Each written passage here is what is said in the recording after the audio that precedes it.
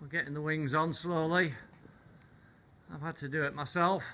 So this last wing, put lots of to-ing and fro-ing, and I got there. It was a proper pain, even more so because I fell off the ladders, so that didn't help. You know, I said in the last video about me not being safe out. Now you know why. Yeah, and the ladders blooming collapsed and surprised me a little. But yeah, there we go. The struts are in place. None of the wires are on yet. I'm going to have to go now, so none of the wires are in place. But that'll be the next time I'm down. I'll set the flying and the landing wires, and I will also get these two swaged there. Those are the two that I've taken the turnbuckles out of. I'm going to leave these two turnbuckles on. I think they should be okay. As you can see, I've got to rivet where those two clecos are. I took a piece out of the top of the wing there that I really didn't need to do, so I'm a bit peeved with myself for that, but it is all going to be covered over by cloth, so it's not going to be noticeable up there, but I'll have a look at that when the wings come back off again. So once I've got the flying wires, landing wires, got those two wires swaged, we shall then get the aileron control rods put in place, but that's going to be later in the week. I've got a bit of a busy week coming up, so but yeah, it's looking okay. I don't think I actually showed you the cables fully attached. Obviously I've had to take the tail plane off, but the cables are all fully attached now. Run through the little plastic pieces I made just down here. They're there. Everything's in place. All works okay. So, aileron control is next, but I want to get it all fully set and fully rigged as it would be in its final place. None of the bolts, as you can see up there, those bits came together fairly well. There's a slight gap. Don't quite know what I'm going to do about that. I can put a piece in between them, but I took that off. There wasn't a gap, but I took that extra piece out as I was putting the wings on, because there wasn't enough room to manoeuvre them. So everything's in at last. All the bolts apart from one, which is a bolt up there, needs sorting out. I can't quite work out why it doesn't roll in properly. It should do, but that's something I've got to work on as well. So next time I'm down, a little bit to work on. But yeah, it's coming on. It's coming on. Those are the V struts in place with the tapes on them, and same at the other end. So you get a vague impression of what it'll be like, hopefully. I don't know how impressed I am with this wood covering. It does seem to come off at the joins quite easily. I don't know whether you can see that. Look, it's not. It does seem to separate, and I say there's a couple of bits I'm not very happy with. I may do those again. They've all got to come off at some point anyway. But generally, looking like an aeroplane. And next time I'm down, do a bit more work and show you the results. So there she is. That's the elevator. Put the aileron push rods in place. You can maybe just see down there.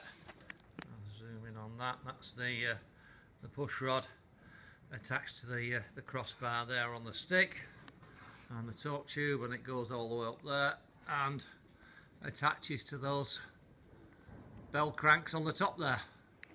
So yeah, looking good, both all right. I was a bit bothered whether the visibility from the cockpit would be interrupted by those, but they're not too bad, not too bad. I don't see any way it could be any better than that, to be honest.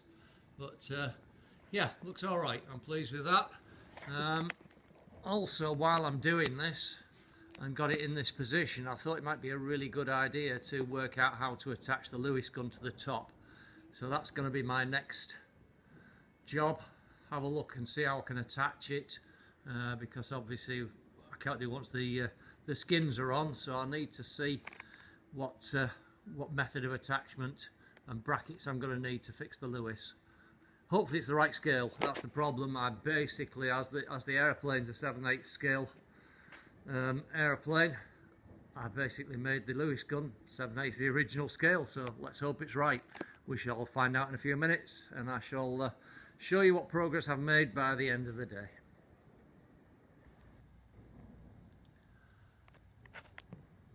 Well, there we go. I'm calling it for the day. I've had a day of playing, really, and as you can see, that's what I've been playing with. Getting the Lewis on the top.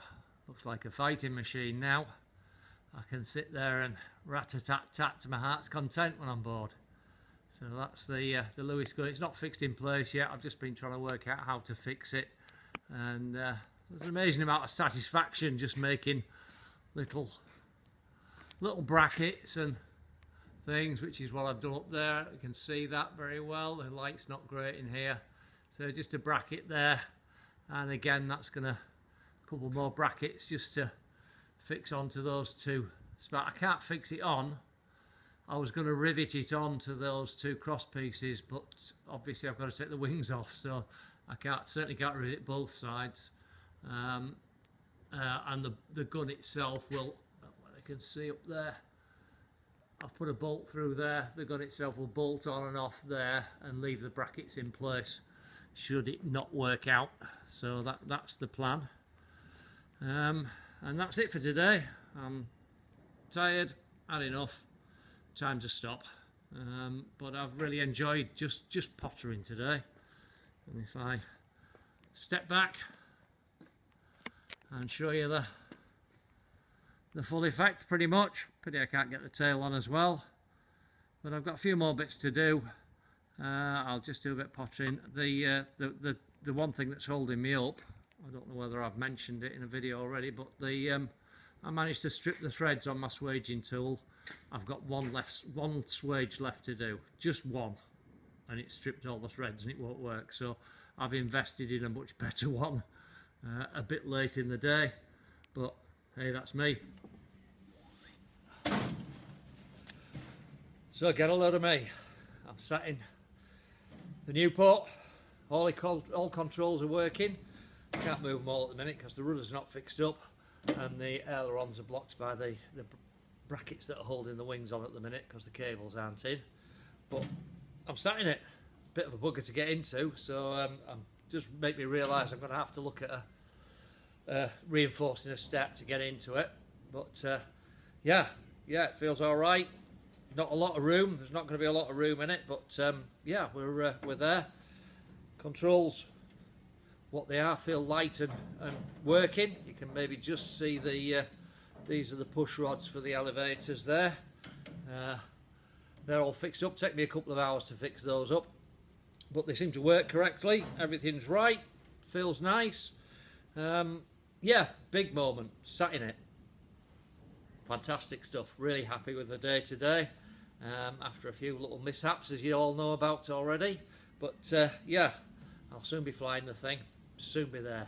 I'm really quite. It's nice to reach a point where you get a bit of a result, and you like to see real progress being made. And I think we're there now. Now, where the hell is that red triplane? I'm going to get that red Baron. Cheers, guys. And the other bit of news that you can see in front of you is I've got the wheels back. Hopefully they are now nice and straight. They look good, but I obviously haven't put them on. I can't put them on really with all the weight on the aeroplane yet. So those will go on the fuselage when I've got the wings off again, and at least I'll be able to roll it around a bit and stuff if necessary. So that's the other little bit of news. Managed to pick them up today after the guy doing them had been a bit ill, so we were a bit of a delay with that. So all in all, things coming along, and been a good day today again. Positive day, and being able to get sat in it and shoot down some Hun was a really good experience for me today. Take care. So I'm back at it. Change of tack now. I've got the gun mountings basically in place, haven't finished them off yet, but I can't really do that until I get the wings sort of onto the last time, if you know what I mean. So we'll have to think about the riveting of the forward mounts for that. I'll have a think about that. So it's next job is the firewall forward. I still haven't attached the flying wires, so we're still propped up on the aeroplane. The reason is I'm still waiting for my swager. Should arrive today or tomorrow maybe, so maybe over the weekend it'll arrive, and I can finish off swaging that last one. Then I shall rig it up, full flying wires and everything, and just check we've got aileron movement and everything else, and then I shall take it down and start fitting this firewall. But as far as the firewall goes, I've got to create a few shapes, bend some metal and stuff, so back to that game now. So I'll spin this around and show you what's going on. So this is the next section. I've got the firewall, which is the big round disc there, or 3/4 of a round disc. It's cut off at the bottom here. There, as it was on the Nieuport 11. The 17s were fully round, but this one is cut off. Below it are 4 strips that I've marked down the centre of, and they have got to be bent at 90 degrees. And to the right there are the turtle deck. Get the name. Those sticks are the turtle deck. So these go behind the cockpit, something like that, and then there are stringers that go from there down to where the tail joins. So that will be the end of the cockpit there, and another one of those goes in front somewhere along there, I'm thinking, and that is then the fuel tank goes in the somewhere along there, and then the fuel tank will go in there. I'll get the fuel tank in first before we sort the front one out. So I haven't bent the front one. That one is pretty much set now. Obviously I could put it up on block it up on some tubing or something if I needed to, but on some square tube or something, but I don't think that'll be necessary, and it does give me an idea of what we're working on. So yeah, that's the next process. Somehow I've got to bend these 4 strips, 2 for the firewall, 2 for those formers there, bend them at 90 degrees and then curve them. So quite how I'm going to do that, don't know. You will see.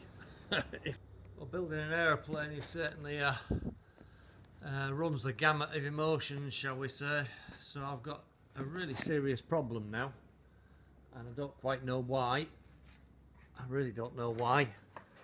But if I can work my way around here, I've just put the fuel tank in, which is been covered up in the corner for long enough, but it's just bloody huge. And with it in place, I can't get my legs to the rudder pedals. As you can see, the rudder pedals there, I mean, it's just dropped down at the minute, but it needs to come up. But there is just no room for my knees, the feet, to get in with the fuel tank in place. I can't really show it, but you can see there how much of the cockpit it takes up, and I'm really very confused. I don't know what to do. I guess I can move these rudder pedals back. They could go back 3 inches, 3 maybe even 4 inches, but then there's going to be very little movement on the actual rudder pedal. If they came back level with that, you've only got that much movement on the pedal. It doesn't need a lot, having said that. It's a very sensitive rudder, I think. You can see from the movement on it. But what advantage would that give me? Because my feet would have to end up behind the fuel tank, and my shins are hitting the front of the fuel tank. So that would mean possibly shifting my arse back in the seat to be sat more upright, and straighten my legs out a little, but you know, I mean, there's bigger guys than me fly these things, certainly in the States. So I'm really a bit confused, a lot confused now. It doesn't take a lot to confuse me, but I'm well there now. So I don't know what to do.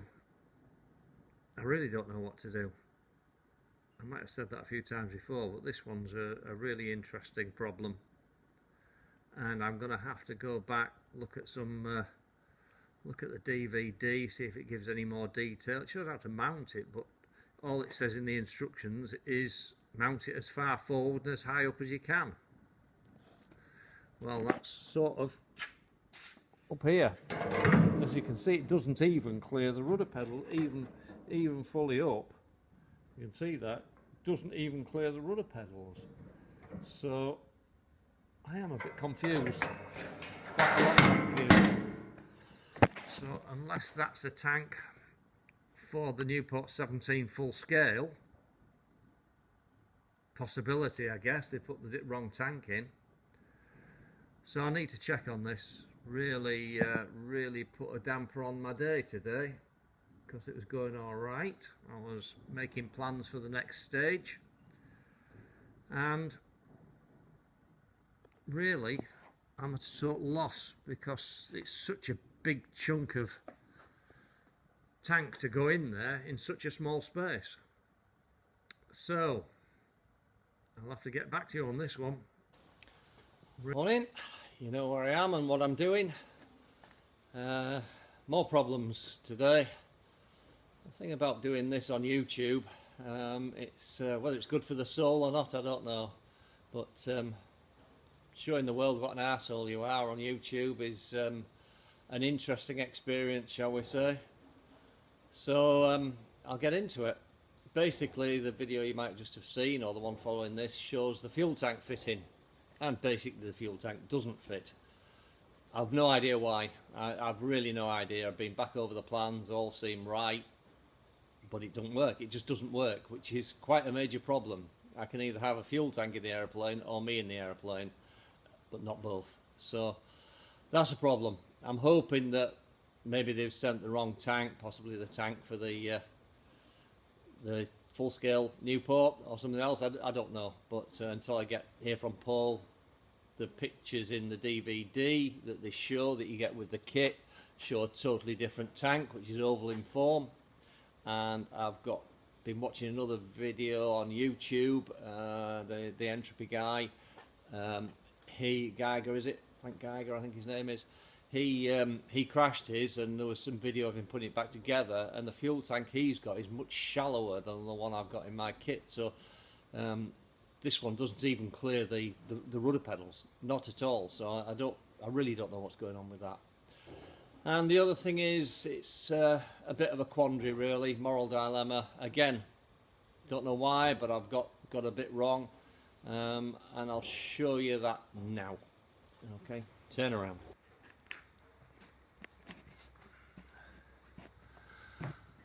And this is the quandary. You see the vertical push rods that go to the bell cranks on the aileron? Well, they ain't vertical. Been back over the plans, can't see anything logical, but I know the reason, and the reason is that I have placed the aileron push tube, which is up there. It's too long, that bit. It's about 4 inches too long there. The problem I have is between there and the place it needs to be is that supporting bracket. That one there is what the tube runs through, and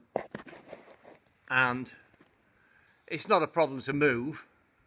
It really isn't a problem to move. I just take that out, move it along 4 inches, drill those out, cut it short, bingo. You know, a couple of hours work, I guess. I should get both of them done. The question is whether I do it. At the moment,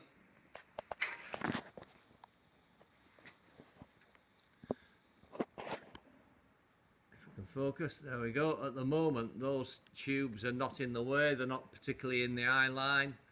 They are just not vertical. They're, say, about 4 inches. I mean, they're never quite vertical because it's physically impossible to get them vertical because the cross member of the top wing is in the way. So it has to be inside that.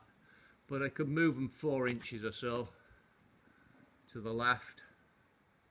It's not very clear. It's certainly not focusing very well. So I can move them 4 inches or so to the left. Is it worth it? Is my question.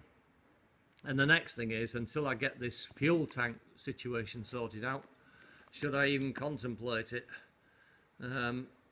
So I think that is going to have to wait until I've sorted out the fuel tank. That's got to be my next priority.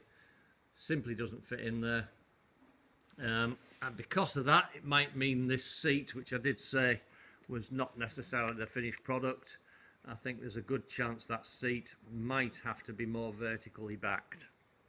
So I can sit with my bum further back, my legs slightly straighter to get under the that fuel tank, whatever the solution to that is.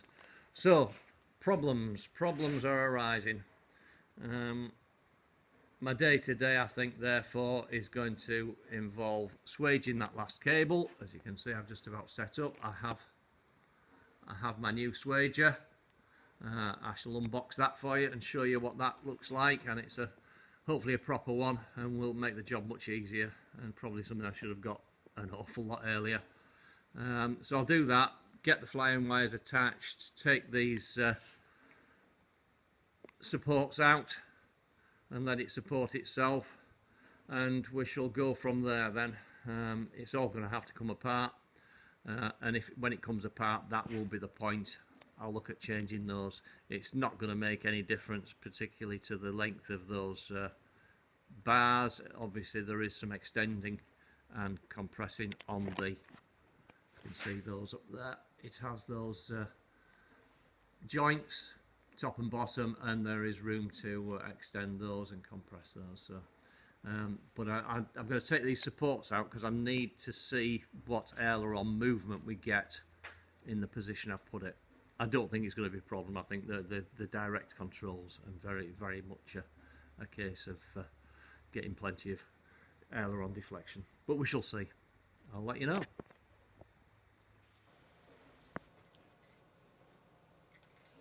My attempt curving the 90-degree angle didn't work too well. Got a little bit of a curve in it, but I've ordered a crimping tool, which I think will be a much more effective way of doing it.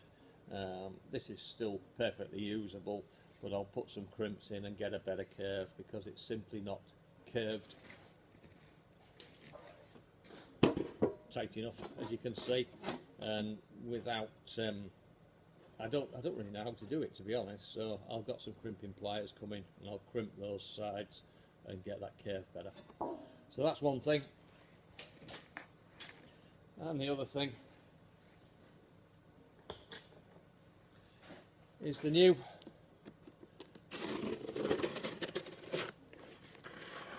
swaging tool, which we shall have a look at now. We can get into it, we shall have a look at it.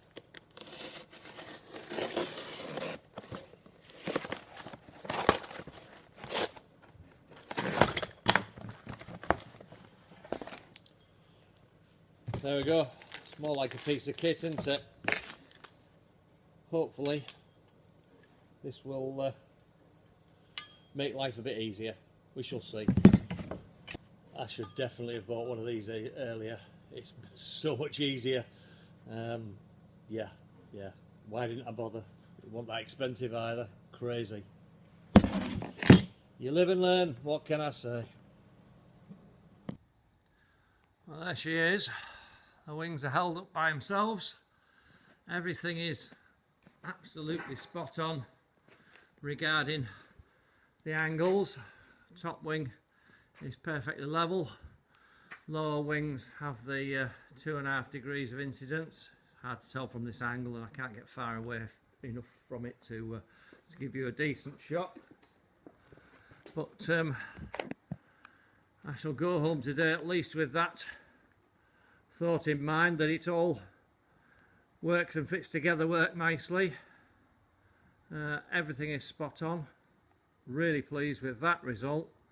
So there's the fuel tank is a major problem.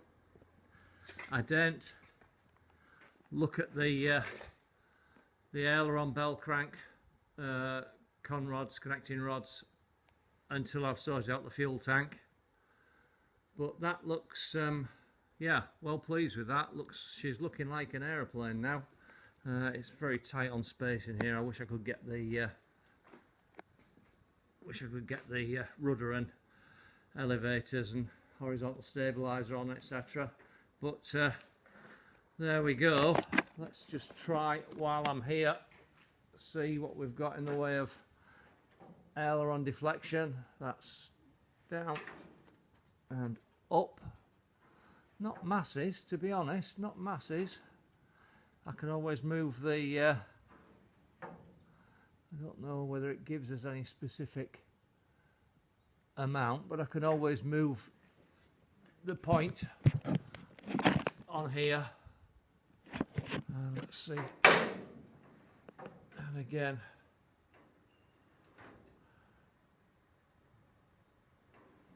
it's more down than up, and which is correct really. That one looks good actually, and that, when you look at it down here, yeah, there's definitely more down than up, so it looks right. I'll have to see in the book if there is any set angles that I've got to make, and those can certainly be adjusted on the connecting points here. I don't know whether I can film this, but you can see the very direct and novel Nieuport aileron bell cranks. I mean, they are a distinct feature of the aeroplanes, right through to the 23s, I think. 23s, 27s even maybe had the same system, so they figured it worked in war, and it is very direct. So yeah, that's looking good. It's looking good. Let's just check we've got. That looks all right. Yeah, pleased with that. Pleased with that. And yeah, that's as far as I can go today. So I've got a gig tonight, so over in Hull, the Hilton Hotel in Hull. So if anybody needs a party band, check out the Ordinary Men. www.ordinarymen.co.uk, and we're on Instagram, I think, Ordinary Men Party Band or something like that. So I'm not particularly good on Instagram, so I think that's right. So check us out if you're interested. And on that little advert, I'll finish it up for today. Cheers.